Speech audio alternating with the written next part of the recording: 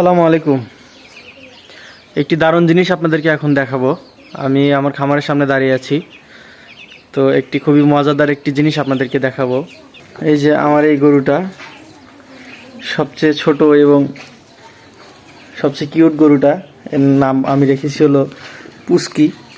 তো এই পুস্কির মাথাটা দেখেন, মাশাআল্লাহ কত সুন্দর একটা ভালোবাসার চিহ্ন দিয়ে রেখেছে আল্লাহ তাআলা মাথার উপরে।